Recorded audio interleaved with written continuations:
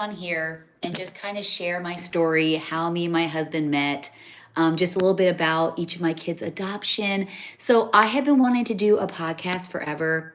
I can't seem to figure it out. I can't seem to find anybody to do it with me. I've been praying and praying and praying about it, and just God has opened the doors. So I thought, you know what? I'm gonna just get on here like maybe 2, 3 times a week because normally I get on here and I cook and I share stuff with you. But I thought this time, got itchy eyes here, this time I would just get on and just talk to you about our family, things are happening.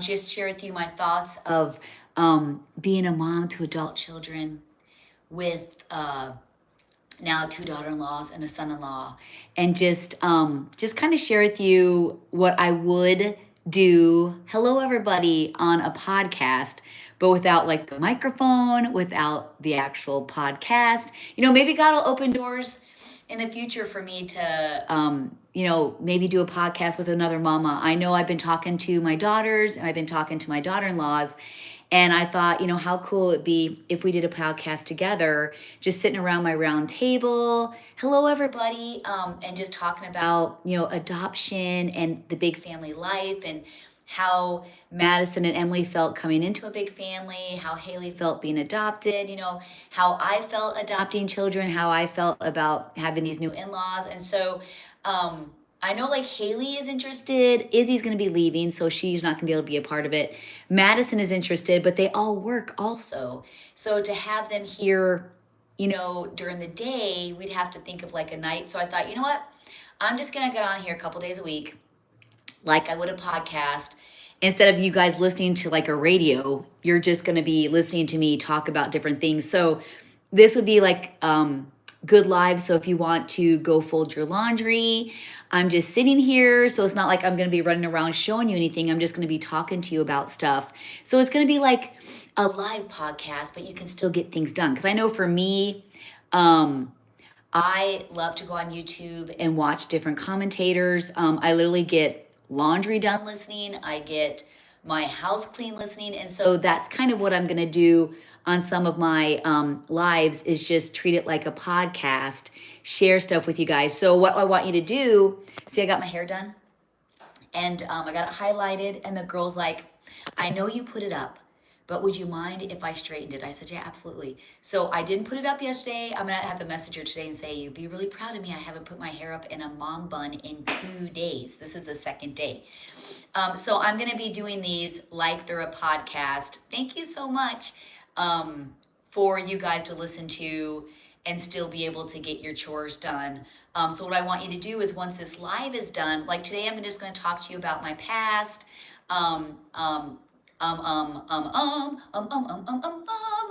just share with you my family, how I met my husband, how all of our children came into our home, different circumstances, just in general, because I definitely don't want to share private moments with you guys that are their story, not mine to share. So I'm just going to share in general how each of them came into our home.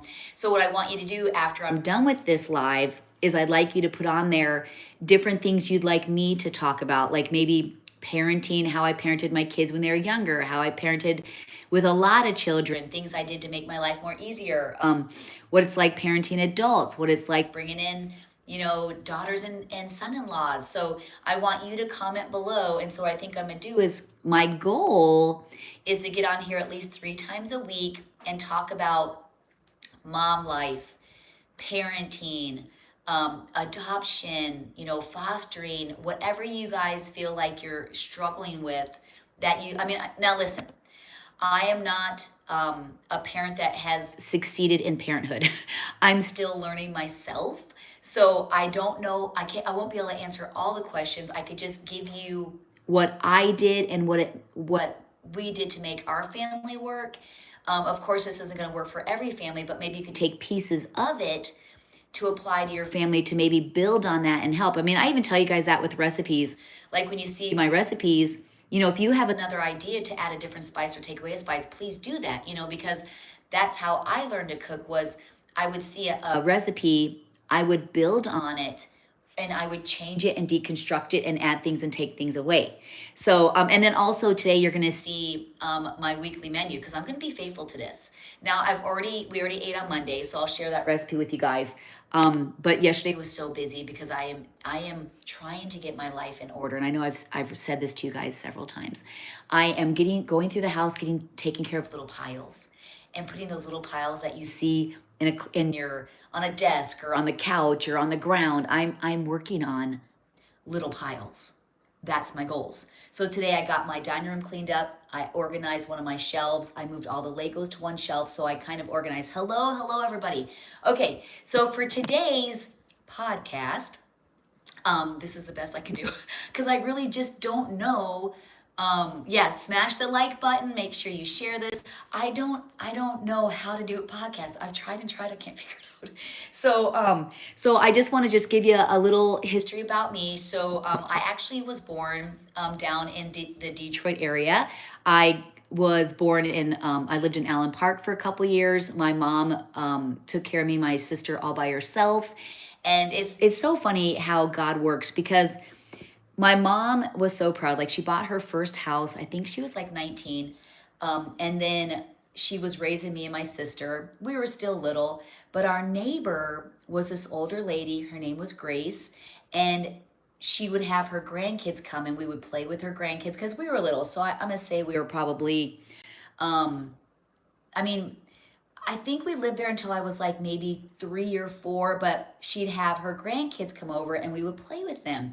And my mom was actually friends with her and her name was Grace. And so my dad now, which would be my stepdad, he passed away. So he had just gone through a divorce. My mom had just gone through a divorce. And so our neighbor Grace wanted to introduce my mom and my dad. And so he was in the Air Force. He had already 5 girls. And so she had introduced them. They had started dating, and then 3 weeks later, they got married. And so our neighbor that knew us when we were born, I used to play with their grandkids, ended up being my grandma. So my mom married my dad. That was now my grandma Grace. And I literally, before I knew that before they became my sisters, I played with my sisters. They would visit their Grandma Grace, and then we would play with them. And it ended up being my sisters, Bobby and Carrie. So they became my sisters. And so my mom and dad got married after 3 weeks of dating, and my dad was in the service. So then we lived several places. We lived in Texas, we lived in Florida, we lived in Wyoming, we lived everywhere. And so there, after they had my little brother, there was 8 of us. So I literally have 7 siblings. And I love each one of them so much. I wish I could see them more. And so it's so funny because I'm writing, a lot of you guys have asked about, like, am I writing like a biography of our life? And so I am actually in the process of writing a biography about my infertility journey, being diagnosed with endometriosis, bringing my kids into the home, like how I felt during that.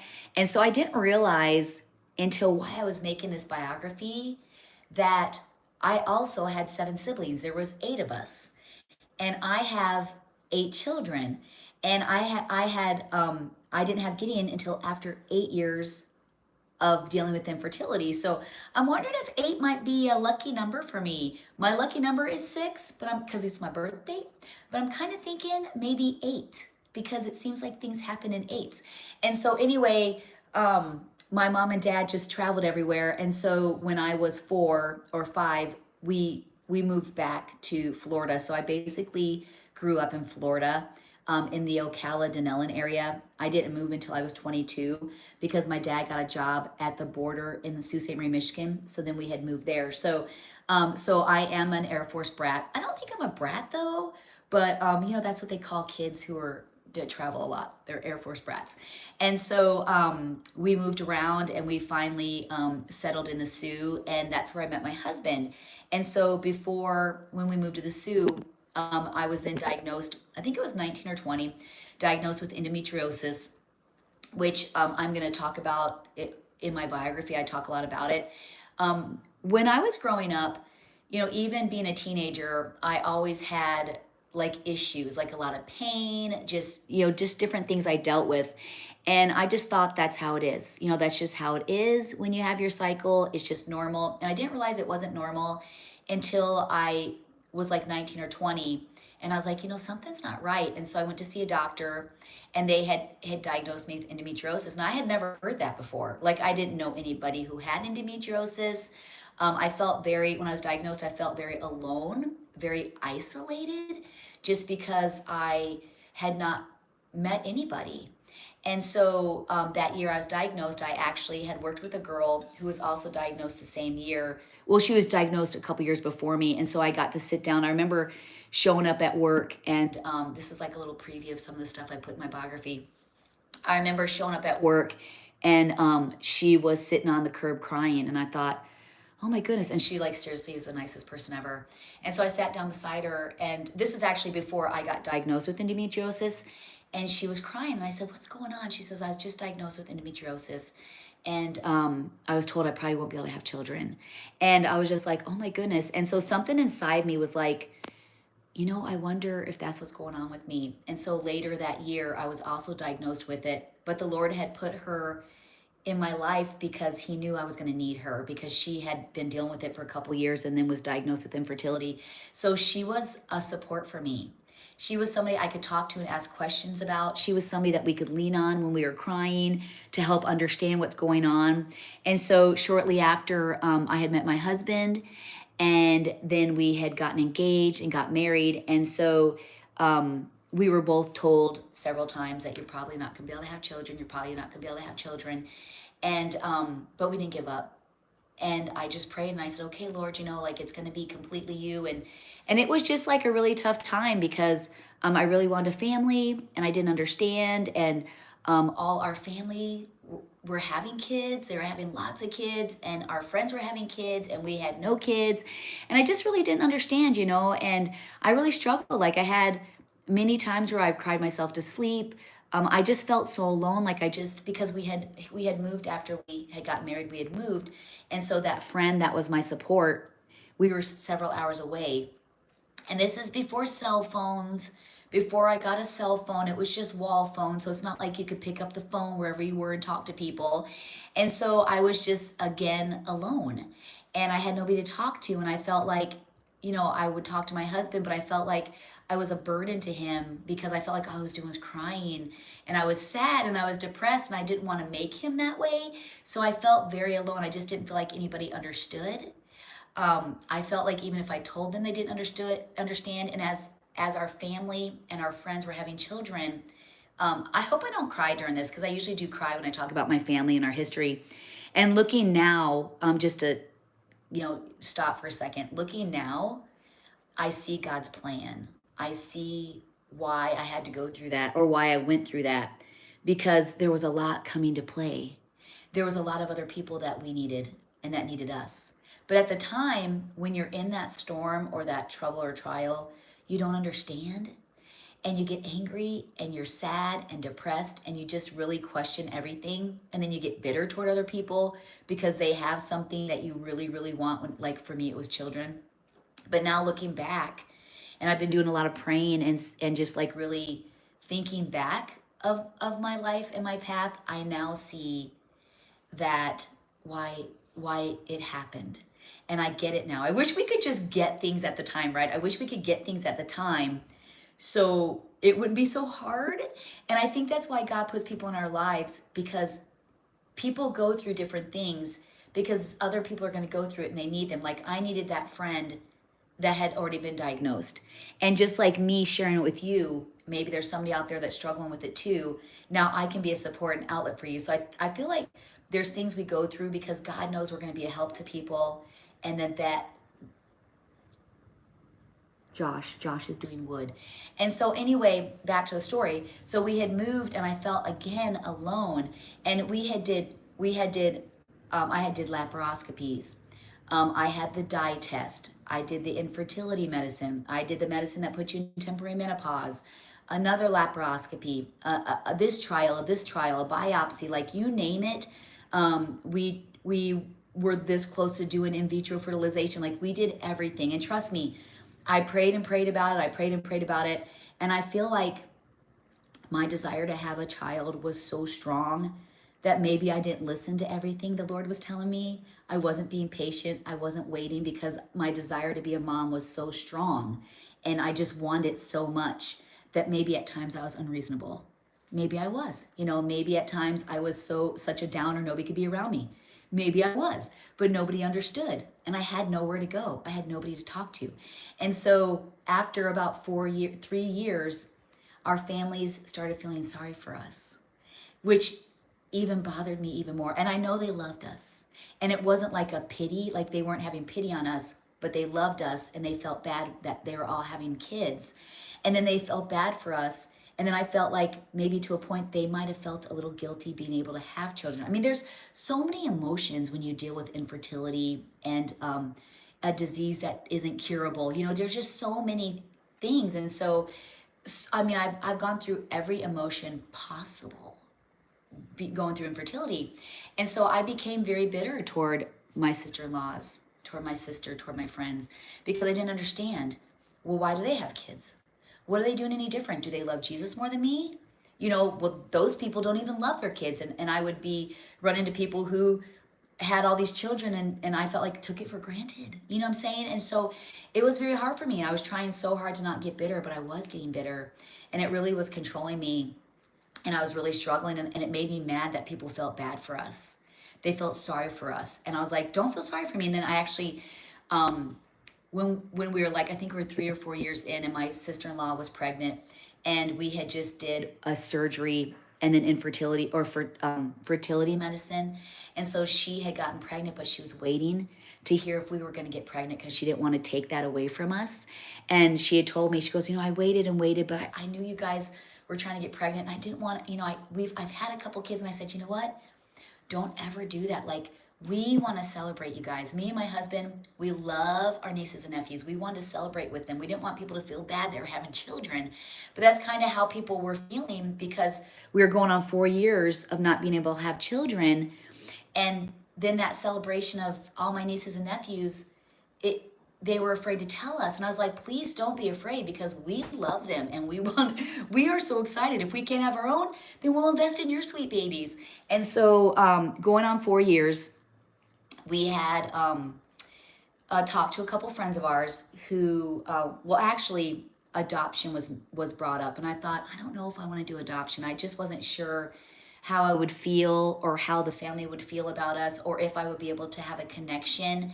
I was just very unsure because I was new to adoption. I didn't know any people that had adopted children. I wasn't raised to where people were adopted. I was born in the 70s and the 80s and 90s. You just didn't hear about anything, unless I was just so like in my bubble, I wasn't aware of stuff. But I don't remember ever having friends that were adopted or people that were diagnosed with stuff. I had never heard. And so it was very new to us. And we had really prayed and prayed. And I thought, well, I mean, if children need homes and we aren't able to have ours, definitely we'll look into it. So we did find an agency, Lutheran Social Services, and you go through a questionnaire, you go through classes, you make a scrapbook so the birth moms can see your family. You write a letter to them why you'd like to adopt and just a little bit about your history. And I tell you, the process wasn't too bad. Like we met other families that were going through what we did. And so God had now provided another support for me of women who were going through the same thing as me. And I became friends with them. And I got to have coffee with them and I got to share my feelings while they shared theirs and we completely understood each other. And so the one thing though that did bother me, and I mean, this was, David's going on 26. So this has been 26 years. I don't know if things have changed. But the one thing that really bothered me about the application was they want you to specifically give them what kind of child you're looking for or you're wanting to adopt. What color eyes, what color hair, what ethnicity, what gender. And I was just thinking, well, to me, I thought, it don't matter to me. I just really want to be a mom. And so I was really surprised because there were couples there that chose kids that would look like them or chose kids that were their ethnicity. Like it was just, for me, I just was like, I just want to be a mom. So it really surprised me that there were people in there like us that want to be parents, but were very specific. And a lot of them we talked to had no plans on telling their children they're adopted. And me and my husband had talked about it, and we really, we wanted to be open because so you can choose closed or open adoption. We definitely chose open because we felt like even though we were adopting children, they still needed to be a part of their families' lives. And I know for me, if I was in that position and I gave a baby up for adoption, not being able to have any contact or know where they were or how they were doing, that would bother me. And so I try to put myself in the place of the mom. And me and Luke were just like 100%, we're like, no, we want to keep it open. We want to have the birth mom a part of our life. We want their family a part of our lives. We want them to help us raise this child. We want them to come to all the birthdays and come to the holidays. So we are very adamant that we are not doing closed. There were several families that did do closed.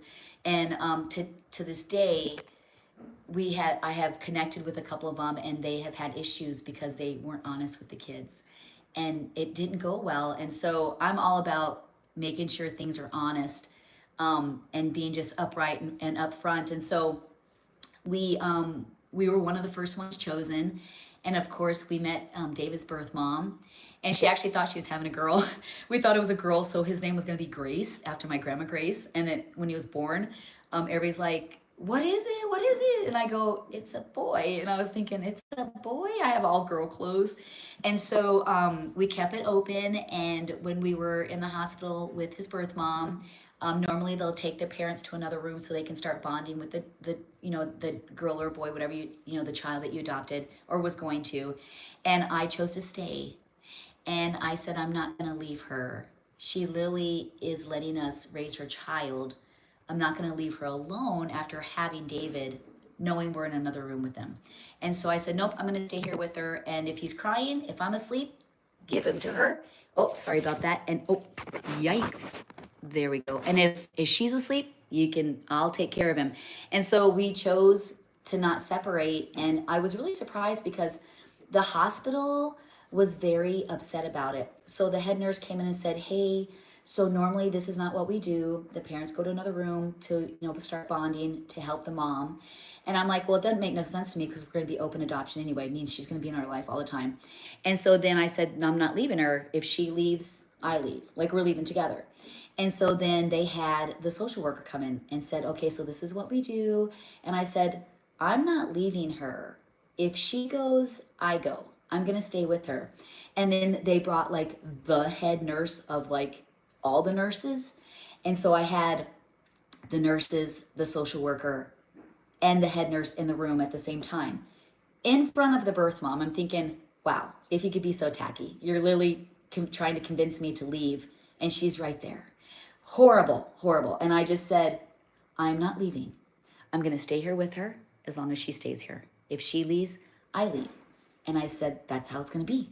And so they finally were like, okay, they're not going to give in. And so I slept in a chair the 2 days. She got the bed. We took turns with David. And then we all left together. My husband pushed her out because, you can't leave a hospital. You got to be in a wheelchair to leave a hospital. And so she was holding David.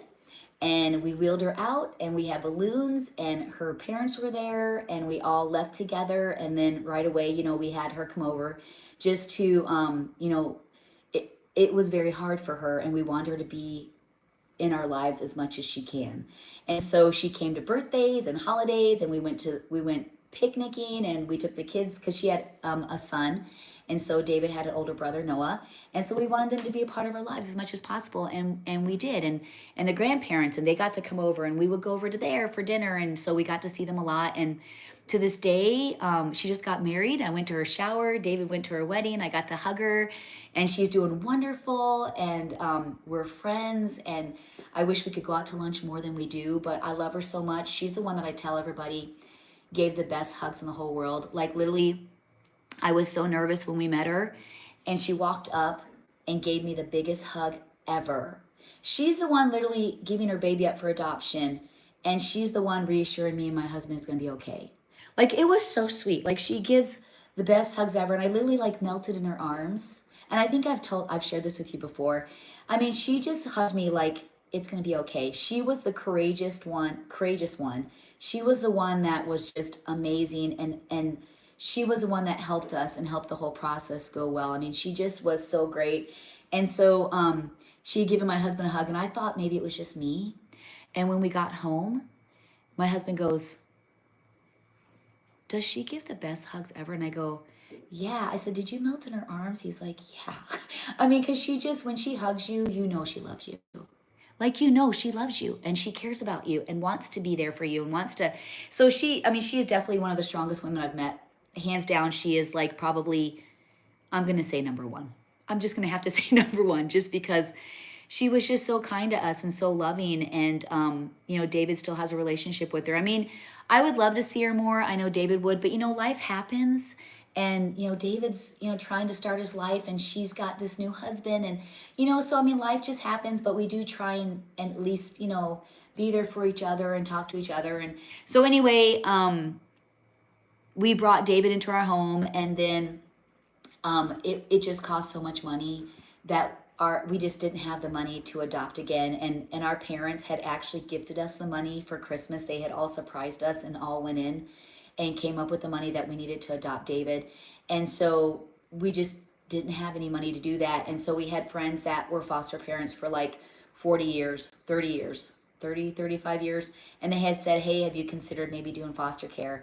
And again, I had no idea what foster care was. I'd never heard about it. I really had not even heard about adoption. And now I'm getting, you know, God's bringing these other people into our lives about foster care. And I really had no idea what foster care was. I didn't know. And so they sat down and explained it to us. And we thought, well, you know what? The Lord had blessed us with a son. And I'm a mom after praying for 4 or 5 years. You know, I think it was 96, 2000, so 4 years to be a mom. And I'm a mom. God, you know, I didn't able to have my own child, but he blessed us with David and a wonderful family with it. I mean, not only did we get David, we got their whole family. Bonus for us because we needed them. I've never been a mom before. We needed that whole family to help us. And our family was so supportive. And so we thought, well, we sat down and talked. And also too, before we adopted David, well, no, yes, before we adopted David, we had actually had talked because we were so nervous and we were going to call the social worker and tell them that we decided not to do adoption. And then that morning I get a call saying we were picked. So God had other plans for us. Even though we were nervous and gonna step out of it, he wanted us to adopt David and he wanted us to be a part of his birth family. And so anyway, we had decided that, okay, we're parents and we weren't going into foster care to adopt. So the goal for foster care is to reunite kids with their parents. It's not to adopt. Now there are situations to where adoption, you have the opportunity to adopt, but that's not the goals. And so when we went into foster care, we actually had no intentions to adopt. We thought, well, maybe we can be a help to these children and the families, because foster care, yeah, you want to keep the kids safe, but it's a broken family that needs to heal and needs resources to be able to heal and get on their feet so the whole family can be together, you know. And so we thought, well, we can be a support system for these parents, for their extended family, and then be a part of the kids' lives. And so that is how we went into it. We did not go in saying, okay, we're going to adopt 6 children. Like, we did not go into it like that. We went into it to be a help because this family that had talked to us about foster care, they actually had only adopted 2 of their children. They had been foster parents and brought in hundreds and hundreds of kids, and I think maybe they adopted like 4. And so they had, you know, really talked to us about like what foster care is, what the goals of foster care is, different situations they went through, how to go, you know, be praying and how to go into it. And so I remember before we got into foster care, I just prayed to the Lord. I just pray that the situations we have will be wonderful to where these kids will be able to go back to their families, you know, or if something happens, we'll be able to keep them. You know, I just wanted it. I just really prayed for wisdom with each situation that would come into our lives, and each child that would come into our home and their families, because we brought several kids into our home throughout our foster care. We did fostering for like maybe, I think 11 or 12 years. 13 years maybe. And we were very involved with the parents. We would bring them to our church, invite them to church. We would meet them for lunch with the children. I actually went to some of their houses and hung out with them. I would go take them for visits so they could see them more. You know, we wanted to be a support for them, and a support means you are invested in the parents too, not just the children. I've known lots of foster parents that are such a pain in the butt to work with. They were anti-parents. They were anti-social workers. They were anti-agency. They wanted those children. They were going to do whatever they could to get those children. And so they're very difficult to work with, very difficult. They made things worse. They made things horrible. They try to pit people against each other. Horrible, horrible, just horrible. I mean, I get wanting to have a family, but come on, you know? And so Joshua came into our home. Parents' rights were already terminated. Joshua was shaken. And so he came into our home at a year old. He had disabilities. We worked with him, got him to be able to talk and to walk, be able to feed himself, to communicate. He got so many services, worked with so many wonderful people with speech therapy and stuff. And so Joshua came in and we ended up adopting him at 2 years old. And I remember, so that would be going on 7 years because we had David. David was 2 before we got in foster care. Then Josh was a year and a half. So going on 8 years. And so Joshua's adoption was final like July 2nd. And then on July 3rd, I found out I was pregnant with Gideon. Craziness. I wasn't feeling good. And I thought, no way, there's no way. It's been 7.5, 8 years, you know, there's no way. And so I remember, because before cell phones, I couldn't get a hold of anybody. Like I was calling everybody. I called my mom. I called my pastor's wife, my best friend, my husband. I couldn't get a hold of any. Maybe my husband had a flip Nokia because I remember trying to call him and he was out of service. And I had taken several pregnancy tests because I thought there's no way. There's no way. And so finally, after pacing the floor, and I remember David and Joshy following me. I was pacing the floor crying, and David's following me and Joshy's following me. David has a blanket. They just didn't really understand what's going on. So I told David, I said, so really David's the first one to find out I was pregnant. And I said, David, mom has a baby in her belly. And so I talked to him about it, and Joshy was too young to understand. And so when my husband called, and this is I'm actually literally telling you stuff I'm writing in my book, but my book goes into more in depth on stuff. So this is just like a kind of an outline of what my book's about. And so my husband finally calls and David says, Mama had a baby in her belly, because he was just little. He goes, what? Mama had a baby in her belly. He goes, Mom has a baby in her belly? He goes, yes. And my husband was like, what? And I could hear him like he was crying and he was kind of screaming like, yeah, you know.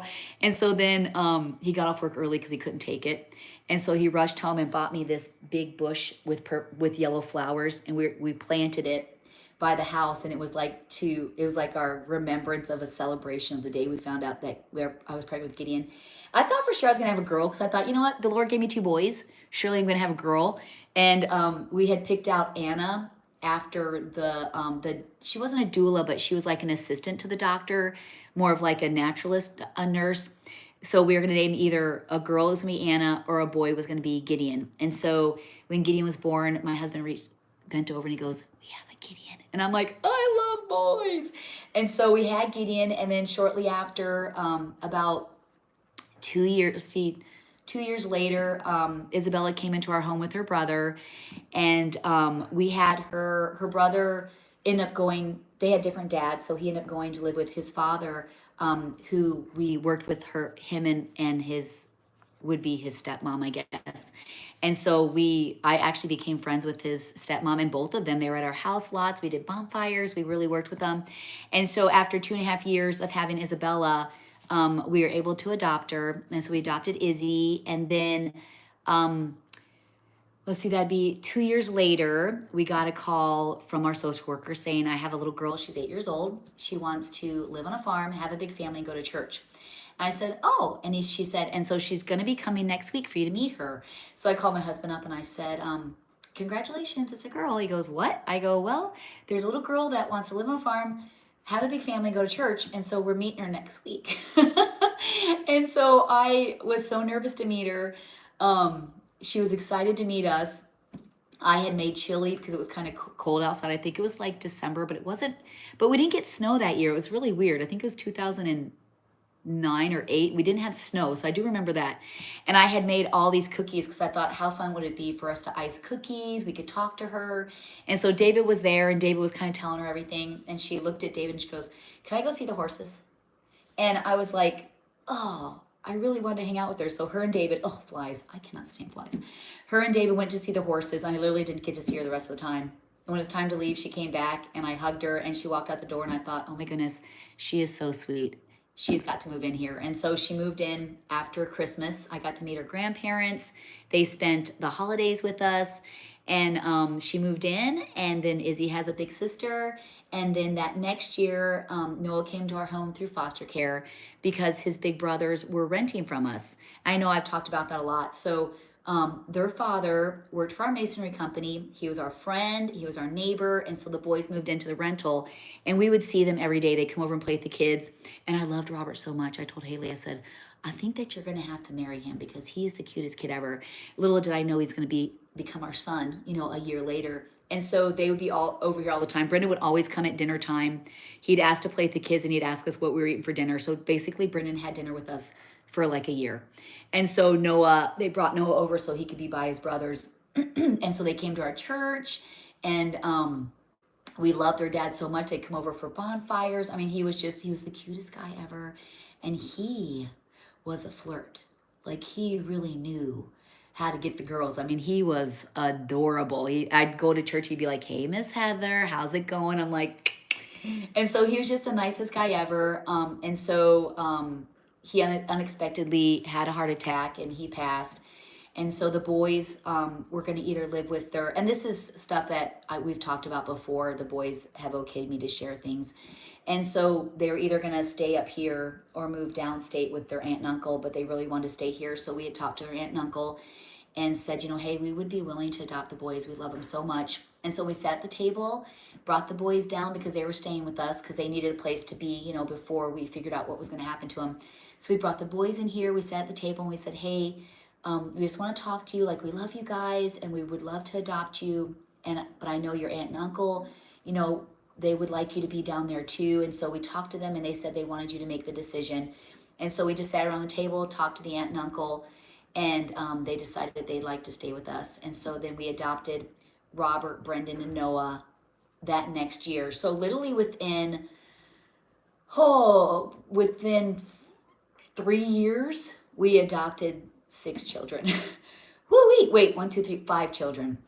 Because Joshua we adopted earlier. So within 5 years, we had adopted, within 3 years, we adopted 5 children. So we went from a family of 3 to a family of 10. I mean, it was so fast and it was hard to adjust. I was painting rooms like crazy. I was moving beds around. I was having to buy beds, get bunk beds put up. I mean, it went so fast. I think the Lord knew when we built this house because I remember my husband building it and I'm thinking, why are you building such a big house? There's literally only 5 of us because Gideon was actually 6 months old when we started building our house. And I'm like, why are we building such a big house? But God knew that within 3 years, we were going to be bringing in another 5 children. And so I had to sell my normal vehicle and I had to get a 12-passenger van.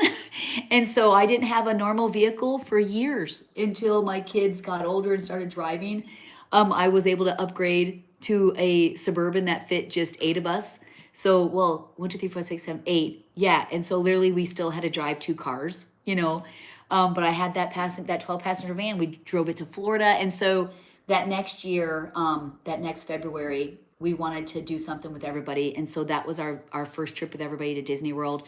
We drove down, we rented a place with a pool, just because I know everybody was really struggling because, we had all these kids come into our home at once that were struggling, with just their families, not having their families. And it was a lot for all of us. And it was hard times for sure. I mean, it didn't go so super smooth like people, you see videos and you see people all happy and yeah, you see that, but there was heartache too. We have issues too. We have problems too. We have struggles too. We're not a perfect family by far. I'm not a perfect mom. My husband's not a perfect father. we don't always get along. We argue, we get upset with each other. It's just normal family things. So when you see these big creators and you see these families and everything looks perfect, it's not. Okay, it's not. We all struggle, and I never claim to be perfect. I do share things with you guys on here of my struggles because I just want, it's just reality, right? We all struggle. And that's what I tell my kids is to be very kind to people because you really don't know what they're dealing with in the background. They might seem like they're okay, but they might not be okay, and we struggled. I mean, it was a really hard, let's see, they all moved in 2009. I mean, it was years of struggle because some of our kids were dealing with anger, which justifiably they should be angry. I mean, they're losing parents and their lives have changed in a moment and they don't know how to handle it. But you know what was wonderful though? What was wonderful is that the kids had each other. So me and my husband might not have been able to relate to what they're doing or be able to. I mean, we just loved them as much as we could, and supported them as much as we could, and supported their families. And still today, now that my kids are older, they make their decisions when it comes to their birth families. But when they were younger, if any family member was healing, they were clean and doing good, we did not mind them if they were part of our family. But if they were using, struggling, would put our kids in dangerous situations, of course, it was a no-go because our kids' safety and their health is what was most important. It was most important about the children. So we have a lot of family members we still talk to. They're still a part of our kids' lives. Some of them are connecting with siblings, parents that they hadn't talked to forever, that they're connecting with them and trying to heal and build a relationship with. And I gotta be honest with you, I'm completely comfortable with that. It doesn't hurt my feelings at all. I don't feel like I'm being pushed aside. I just feel like our family's getting bigger, and like the boys will call their mom and call me mom. It's okay. I'm not upset about that at all because it's their mom and I'm their mom too. I mean, it's okay. And so you really, if you're a foster parent or thinking about doing foster care adoption, you just have to be chill. Like you have to relax. You can't let everything get to you. You can't be offended by everything. You can't close off your children from the world or their families. They need their families. They need their families because there might be situations where I don't have the answer for. They need their families for healing. And so as our kids, I know I'm going to be closing here. I know I've been talking for a while. That's what I said. It's going to be like a podcast. So you guys can literally just put it down and listen and get some work done. Or you can sit and just have your coffee like I'm. Just sit and just chill and watch my beautiful highlighted hair with no ponytail. But what was I saying? You have to just relax. They do need their kids. Your children are going to need their birth families if they're healthy and strong. What's really sad is we've actually tried to connect with a couple of our children's birth siblings, and the parents are like, why are you asking me? Well, because we have their sibling and they really like to get to know them. Block. So they're lying to their children, and their son literally has family, and they've blocked me and not shadow banned me, but blocked me and cut off ties. And I was like, well, that's a shame because one day he's going to realize it. He's going to find out that he's adopted and he has a family and you have completely shut that door. Doesn't make no sense to me. I was like, wow, okay. I guess not everybody's like us, but they need that, and also with our children, as they were growing up, we talked about adoption. Adoption was a common word in our family. We did not say it. We didn't try and hide it. We talked about it. So it was a conversation that we talked about a lot. So as our kids got older, they've just heard the word adoption. They understood what adoption was. And so like Isabella was really little. So, and Joshie was really little and Noah was really little. So Noah knew, so I asked Noah, like, what do you last remember? He goes, I don't remember anything before being here because he was little. And so even though he knew, he might not have understood. So we always just talked about adoption. It was just a normal thing. It was part of a normal conversation. So as our kids got older and started to understand or found out they were adopted or realized it, it wasn't so hard for them because their siblings were adopted. We always just talked about it. So once they really understood it, it wasn't a big blow. They didn't feel betrayed.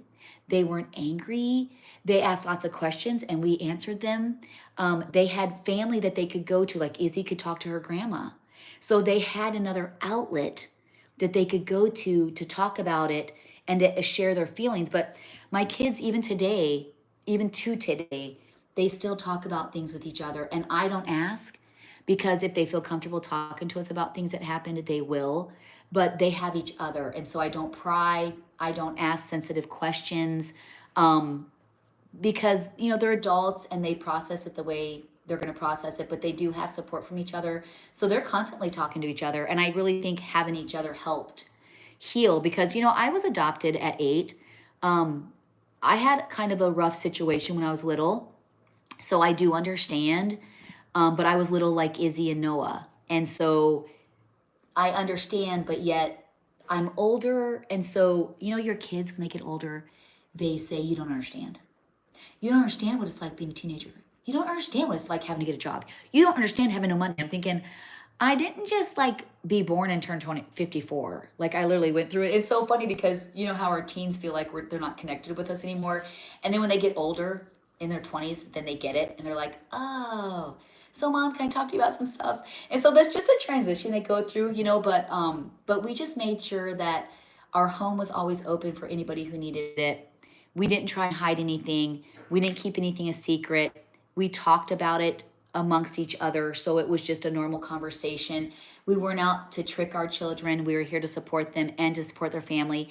And we don't destroy their birth families. We're very positive and kind because they love them. No matter what I think about them, I love them because they love them.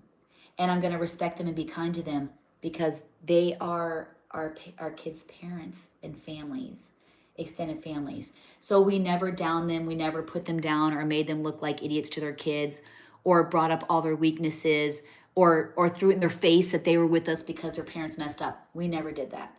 So please don't do that to your children.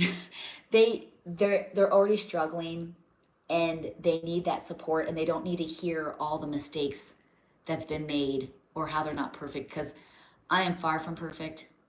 And so I don't want my weaknesses brought up to me or to my children. So you just have to be very kind and be very wise and do a lot of praying, because being a foster parent brings out so many emotions. Dealing with infertility brings out so many emotions. Like, you literally have every emotion at once: loneliness, heartbreak, worry, joy, happy, but then sad. Like, it's every emotion you can think of in one. And you barely can handle it sometimes. And I have to tell you, going back to the infertility, I really didn't have a lot of support because I didn't have anybody around me dealing with it. Everybody around me was just having kids left and right. And so I did feel alone. But what really was something that really disappointed me is after I had Gideon. I remember it was probably a year and a half later after having Gideon. I was talking to a couple friends, and they were older than me. So they were friends, but not like close friends. They were, I had friends my age. They were like, 15, 16 years older than me. So their family, while I was still having my kids, raising children young, their kids were, graduating. And so I remember standing together talking about, we were talking about something, and they said, yeah, I really struggled with endometriosis, and I couldn't have children for several years. And the other lady's like, yeah, me too. I really struggled too. And I just sat there, and I'm thinking, you both had endometriosis, struggle with infertility, and I was alone for 8 years because they were there. We all knew each other, and they lived by me. We all knew each other, and I kind of hung out with them a little bit. And I'm like, for 8 years, I cried and was so lonely and sad and depressed. And you couldn't once say, I understand. I dealt with it too. And then I looked at him and I said, oh, you did? Like, why didn't you ever say anything? Well, I don't know. I don't know why we didn't say anything. You literally saw me heartbroken for 8 years. And you couldn't say, I get it. I'm praying for you. This is how I got through it. I get it. You're not alone. And I was just like, I walked out there. I thought, I kind of felt betrayed. I was like, wow. And that's why I said, like, you didn't even, like, why don't you say something? I don't know. We just dealt with it, I guess. Well, I could have used help, and I walked out there, and I remember telling my husband about it. And I was like, wow. Like, and I didn't look at, and it was hard because after that, my whole opinion of them changed, because I thought, you've seen me cry. You guys have prayed for me to have a child. You see me go through things. I shared everything with you, and you didn't say one word. Just acted like you always had your kids normal. And so I did feel a little betrayed. And so that's why I don't want to do that. If people are struggling with endometriosis or infertility and talking about adoption or foster care, I'm going to be like actively engaging and sharing with them and letting them know that no matter what happens, God's with you. You're not alone. Other people are struggling too, and I'm here for you. So that specific situation at that time, which made me heartbroken, felt betrayed, and I was pretty ticked off, to be honest with you. I'm very disappointed, and I don't look up to him anymore, and I don't get advice from him anymore because, well, a person who really loves you wouldn't sit there and see you struggle by yourself. They would reach out and help you. That was great that you prayed for me, but I could have used more. And even people who were able to have children were more of a support to me. And they're like, we're praying for you, we love you. And they would, have me help them with their children. And, they just love me so much, and I knew it, and they were with me the whole time. And so it's just like, whatever. And so if you have gone through something and you run into somebody who's going through it, I know it might be hard. You don't have to share your personal, intimate things, but you could share just a general story to give them hope and to be a help and support to them, and let them know you love them and that you're going to be there for them. If they have any questions, you're there. Yeah. So several people were a big help to me, and some of them really disappointed me. And so I'm just not going to be that person.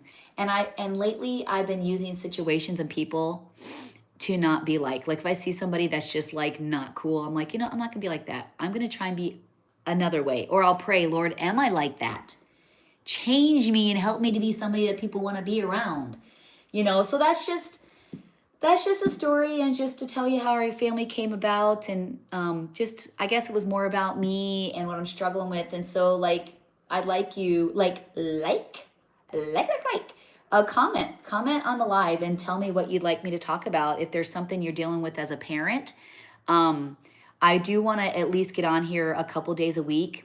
Maybe it won't be cooking, maybe I'll do some lives cooking, but maybe it'll just be talking, trying to help you guys, support you as moms, give you advice. I am a very organized person, so if you need any tips on organization, I'm the girl for you. I am so organized, I can't even take it. And I have come up with a lot of different things. Even my kids talk about the things I did to help keep our family going. And when you have a big family or even a smaller family, it is tough being a parent. I got to tell you before I go, because I have really a list of things to do, but I have met my goals before I got on here. My children are 17 to 24, 25. And I got to be honest with you, this is probably the hardest parenting stage I'm in. Hardest. I thought the toddler years were hard. I thought the young adult, when they're 10, 11, and 12 and they're thinking they're starting to be smart. Nope. I have through the preteens, through the teenage years, when you realize your kids say that you're not smart.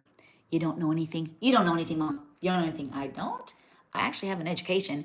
And then when they become older teens and they're like, you can't tell me what to do.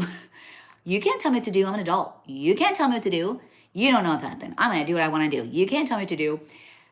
This is the hardest out of all those stages. So if you think, I can't wait for my kids to become adults because, I'm going to have to be able to sit back and take a break. Nope.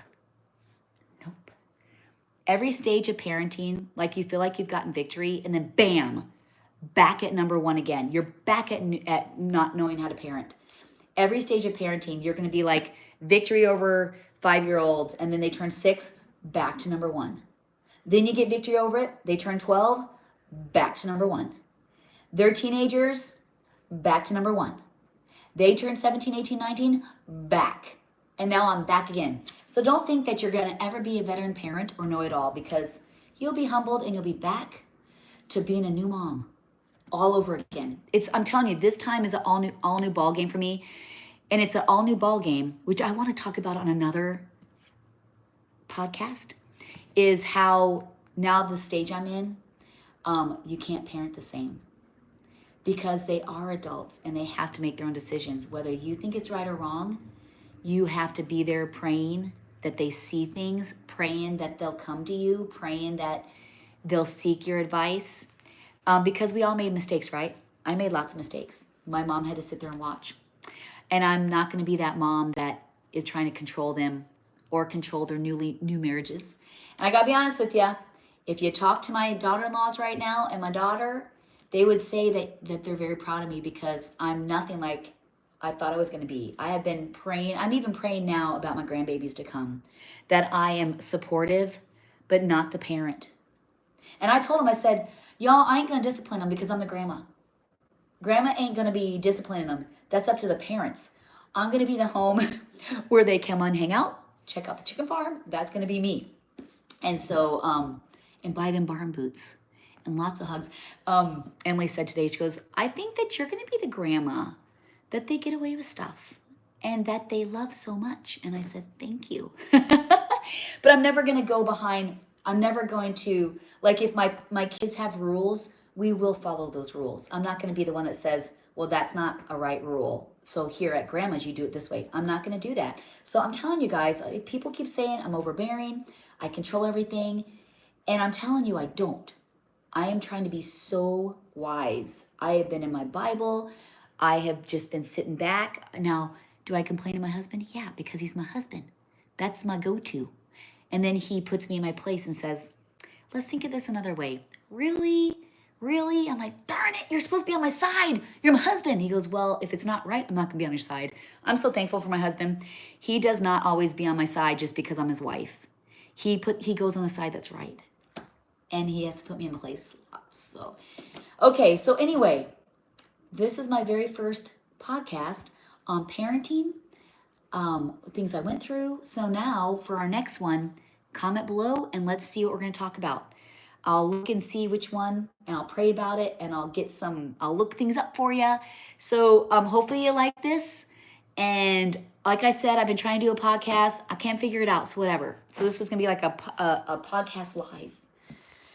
So enjoy the day today. Thanks so much for listening to me. Hopefully you got some laundry done or you got your dishes done or you made dinner or lunch or whatever. Thank you for being on here, all 278 people. Now, y'all guys have to like this because in order for YouTube to push it, you got to like it and share it. Can you share on YouTube? I don't really know.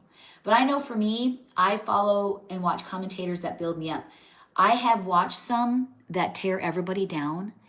And, you know, I think our natural instinct is to want to listen to the garbage, to be a part of the drama, and to like know stuff. And I've literally had to shut so much stuff down in my life, like Reddit. Reddit ain't good. I've stopped watching a lot of commentators because I want to watch things that are uplifting and kind and support people because nobody's perfect and we all make mistakes. And I don't want to be that side that is constantly maybe I'm not causing drama, but I'm watching it and supporting it by watching it. And then kind of like with my kids talking about it, you know what I'm saying? I don't want to be like that. I want to be on the good side. I want to be the one that supports other moms. And if some moms are struggling, instead of destroying them online, I want to uplift and pray for them. So that's kind of what I want to do. I want to be the positive side. And I know the positive side doesn't get as much support and views and follows and likes because people just love drama, right? People love to see people fighting and tearing each other down. They just thrive on it.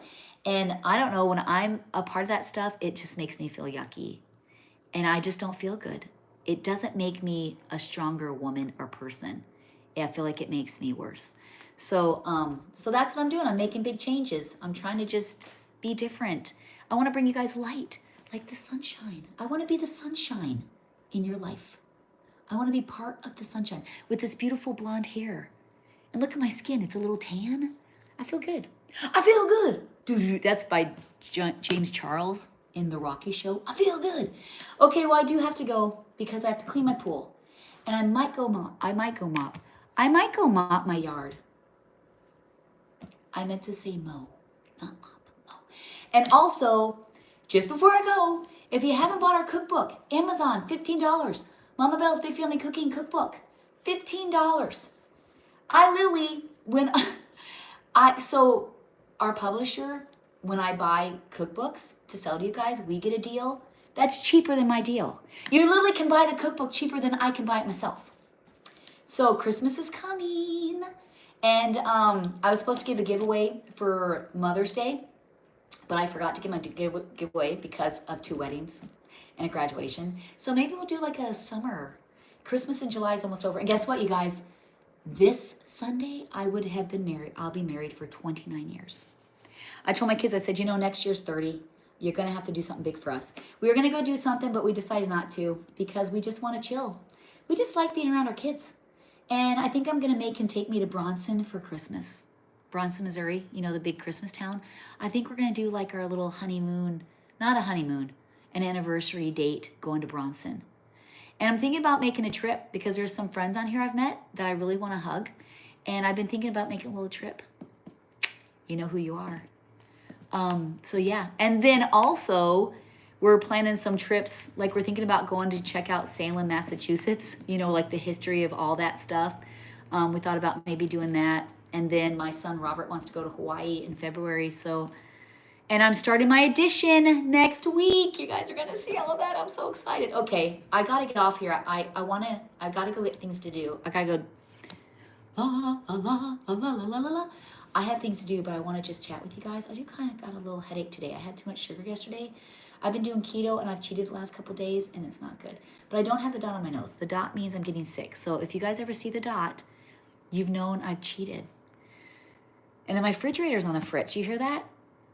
The fan is driving me nuts, so I'm going to have to go outside. It's going to drive me crazy. Okay, well, thanks so much, you guys. And for the 400th time, comment what you want me to talk about on our next podcast. Okay, thank you. Have a good day. Love you guys. All right, there's my big fat thumb on the screen.